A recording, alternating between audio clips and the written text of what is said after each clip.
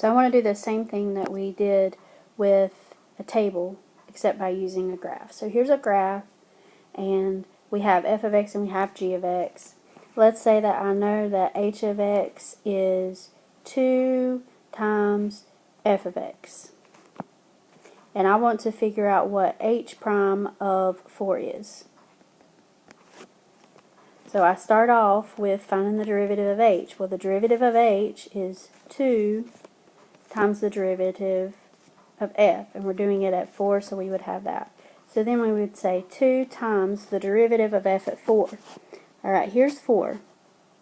But the derivative of f at 4 is the slope, rise over run, because the derivative represents the slope.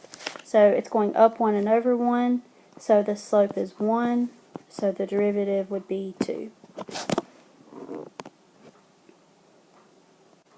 So let's say that h of x was g of x squared. And I want to figure out what h prime of negative 4 is. So I start by figuring out what h prime is, represented by that. So I'm going to bring down the 2, leave the g, and then multiply by the derivative of g. So g of negative 4 is the y value there. That's 0. So our answer is going to be 0, but let's go ahead and figure out the rest of it. G prime of negative 4, that represents the slope. So I'm going to look at this and find a way to figure out rise over run around that line. Looks like I'm going up 3 and over 1, so the slope is 3, but when I multiply, I do get 0 for that derivative. Alright, let's say that we have h of x is f of x times g of x. And we want to figure out h prime of 3. So I do the derivative. H prime of 3 is going to be first times the derivative of the second plus the second times the derivative of the first. Okay, we're talking about 3. You do have to keep in mind straight where f of 3 is. So f of 3 is this value here, which is the y value. While I'm on 3, I'm going to go ahead and figure out what f prime of 3 is. I'm going up 1 over 1, so the slope is 1. Alright, g of 3, here's our g function. G of 3 is 1. And g prime of 3 would represent the slope. Looks like we're going up 1 and over 3, and it's negative because it's going down. So we have negative 1 plus 1, which means the derivative again is 0. So what if we have that h is f of g of x, and we want to figure out h prime of 3 again? Think about the way we talked about finding the derivative of f, leave g, then find the derivative of g.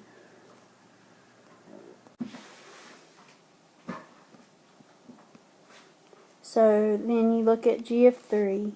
So here's 3. G of 3 is 1.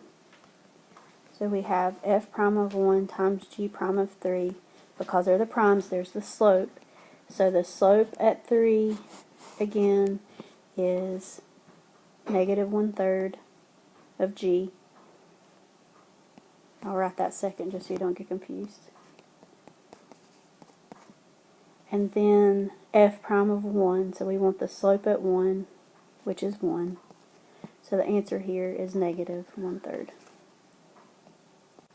So now let's look at an inverse problem. So let's let h equal f inverse of x, and I want to find h prime of 2. Alright, I know that 2 is y, so the answer is 1 over f prime of whatever x corresponds with that y. So I'm going to go up here where y is 2, and I'm trying to find the value of x on f of x where y is 2. And there's actually two places, because there's where f of x intersects both of them. Normally this wouldn't happen. Normally it would not be like an absolute value if they were asking for the inverse. But let's just do it either way, no matter what is represented here.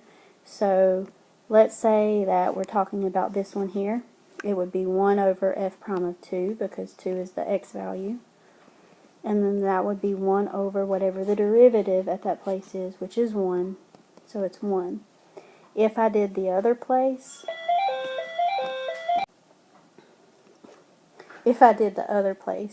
it would be this one over here, and I know that's hard to see. So it would be 1 over f prime of, we're still looking for what that x value was, it's negative 4. And then we would find the derivative there, 1 over whatever the slope is at negative 4, which looks like it would be negative 1, so that would be negative 1.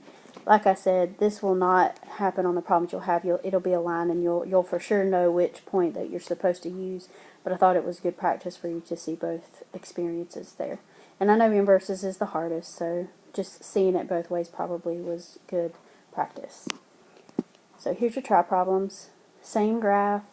Number 1, you're going to let h of x be 3 times f of x squared, and I want to find h prime of 0. Number 2, h equals f of x over g of x. That's the quotient rule to find h prime of 3. And number 3, h equals g of f of x, and you're trying to find h prime of 3. I won't give you an inverse one, but you'll get some practice on that tomorrow.